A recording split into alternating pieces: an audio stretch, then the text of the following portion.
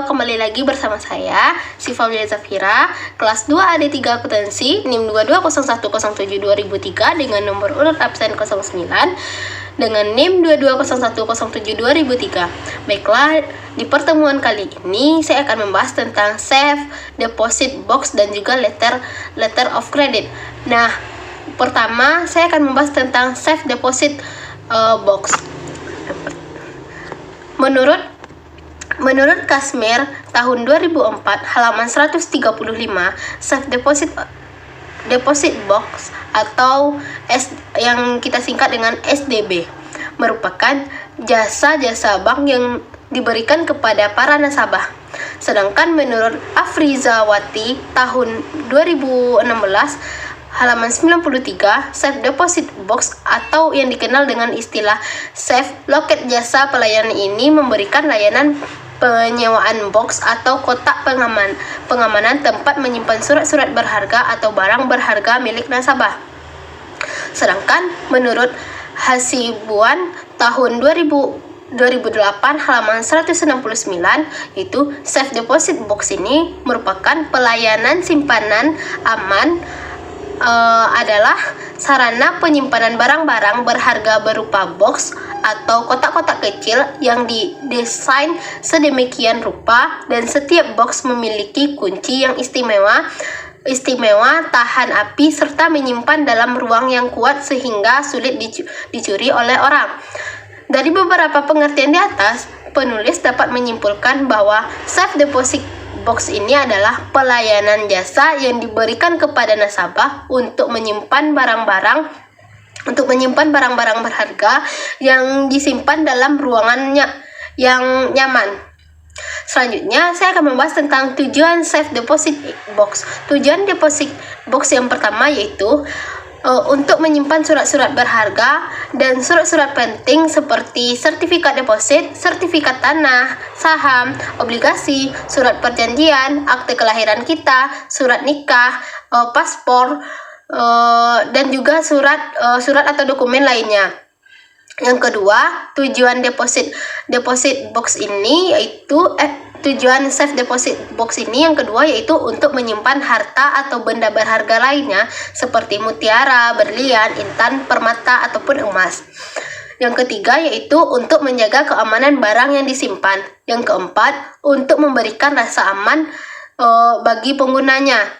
Selanjutnya, saya akan membahas tentang fungsi safe deposit box. Yang pertama, menjaga kerahasiaan barang-barang yang disimpan karena pihak bank tidak perlu tahu isi safe deposit box selama tidak melanggar aturan yang telah ditentukan sebelumnya. Yang kedua, menjamin keamanan dokumen nasabah. Hal ini disebabkan peralatan keamanan canggih. Safe deposit box ini terbuat dari baja tahan api. Terdapat 2 buah anak kunci di mana safe deposit box ini hanya dapat dibuka dengan kedua kunci tersebut yang masing-masing dipegang oleh bank dan juga nasabah, serta tidak dapat dibuka oleh salah satu pihak, apakah nasabah pemegang safe deposit box maupun bank. Yang selanjutnya saya akan membahas tentang mekanisme safe deposit box. Prosedur pembukaan safe deposit box ini yang pertama yaitu calon nasabah safe deposit box ini harus mengajukan permohonan kepada bank. Yang kedua, calon pengontrak harus menandatangani surat perjanjian. Yang ketiga, pengontrakan harus membayar terlebih dahulu uang kontrak. Yang keempat, pengkontrak harus mengembalikan kunci boxnya apabila kontrak sudah habis. Yang kelima, apabila pengontrak meninggal dunia, yang berhak mengambil simpanan adalah ahli warisnya yang sah. Pemegang safe deposit box yang pertama yaitu pengontrak safe deposit box harus dilakukan secara selektif. Yang kedua, perjanjian kontrak safe deposit box harus jelas dan juga mengikat. Yang ketiga, menyimpan dan pengambilan barang yang disimpan harus dalam ruangan safe deposit box. Yang keempat, safe deposit box dan ruangan harus didesain sedemikian rupa sehingga kuat dan juga aman. Yang kelima, master key dan kunci box harus yang baik dan sulit dipalsukan. Yang keenam, master key dipegang oleh karyawan bank, sedangkan kunci box dipegang oleh nasabah itu sendiri. Yang ketujuh, ruangan safe deposit box ini hanya dapat dimasuki petugas bank dan juga para nasabahnya. Yang kedelapan, master key harus disimpan dengan baik di kantor bank yang bersangkutan. Selanjutnya yaitu saya akan membahas tentang biaya-biaya untuk menyewa safe deposit box. Yang pertama, biaya sewa yang besarnya tergantung ukuran box yang diinginkan serta jangka waktu sewa. Biaya sewa dibayarkan biasanya per tahun. Yang kedua, setoran jaminan merupakan biaya pengganti apabila kunci yang dipegang oleh nasabah hilang dan box harus dibongkar. Akan tetapi jika tidak terjadi masalah, maka apabila safe deposit box tidak diperpanjang, setoran jaminan dapat diambil kembali. Nah,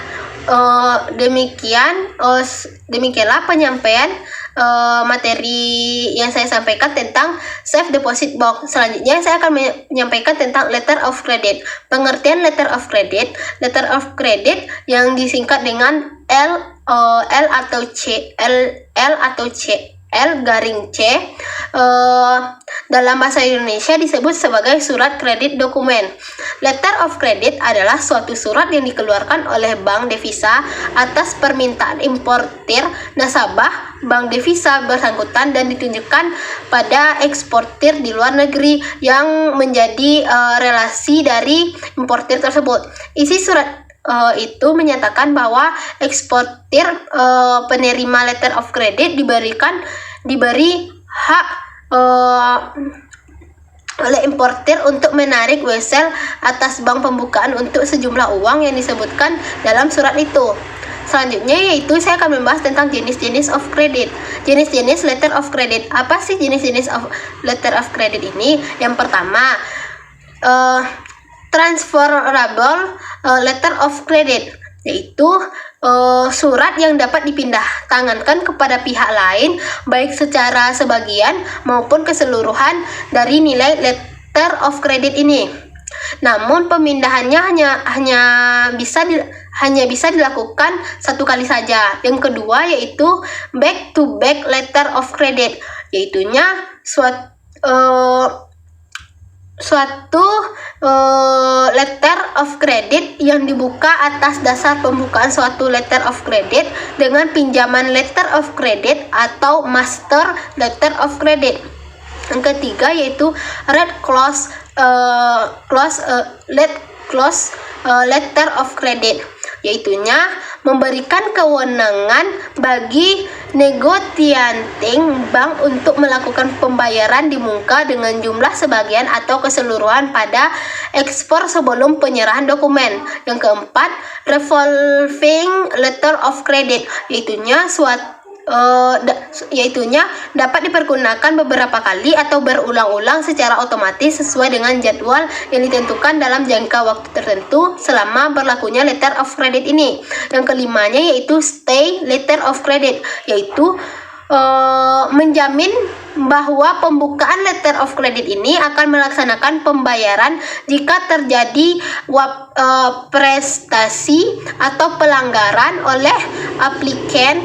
Stay letter of credit baru dapat direalisasikan apabila transaksi tersebut tidak terpenuhi.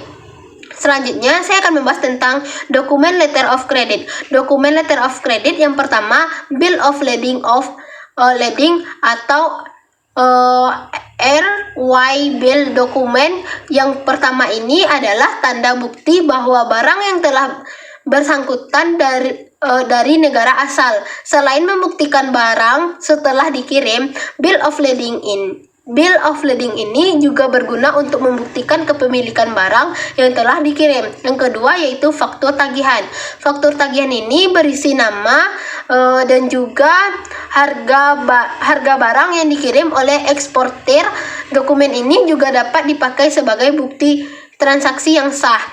Yang ketiga yaitu asuransi. Asuransi, barang yang dikirim ke luar negeri harus diasuransikan. Asuransi ini berguna untuk menjamin keselamatan barang sampai ke tujuan. Apabila terjadi kerusakan atau kehilangan barang di sepanjang perjalanan, kerugian akan ditanggung oleh pihak asuransi tersebut.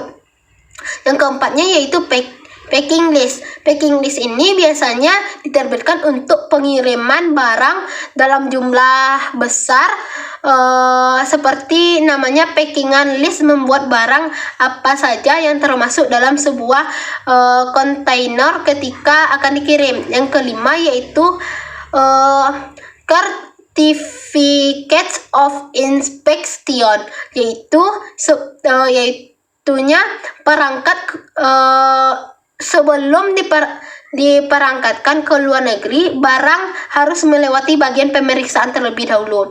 Apabila lolos, pengiriman akan menerima dokumen berupa certificates of inspection.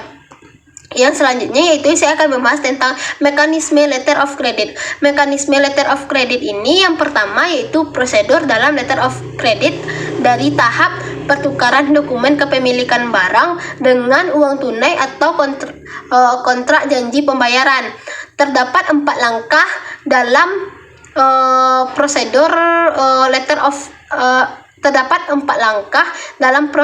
prosedur daftar letter of credit ini. Yang pertama yaitu penerbitan letter of credit, menerangkan proses ketika importir mengajukan permintaan dan membuka letter of credit pada bank, serta penerbitan pemberitahuan resmi bank kepada eksportir melalui advancing bank.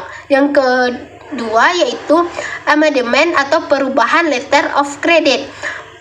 Dalam proses ini pelaksanaannya akan diandalkan timbul perubahan kondisi letter of credit yang harus dilakukan dan disampaikan pada pihak yang terlibat dalam letter of credit tersebut, sehingga letter of credit yang dibuka pada umumnya berkisaran pada bertambah jumlah letter of credit, perpanjang masa berlaku letter of credit, perpanjang tanggal negosiasi, bertambah atau berkurangnya jumlah barang, syarat-syarat pembayaran, dokumennya tidak tersedia. Yang ketiga yaitu pemanfaatan. Pemanfaatan ini menjelaskan tentang prosedur pengiriman barang oleh eksportir, transfer dokumen dari eksportir ke importir melalui bank, dan transfer pembayaran dan importir. Yang keempatnya yaitu penyerahan pembayaran. Proses penyampaian dana pada eksportir setelah menunjukkan dokumen kreditnya. Baiklah, hanya itu yang dapat saya sampaikan. Lebih atau kurang saya mohon maaf. Saya akhiri dengan wabillahi taufiq wal hidayah. Assalamualaikum warahmatullahi wabarakatuh. Sampai ketemu di pertemuan selanjutnya. Dadah.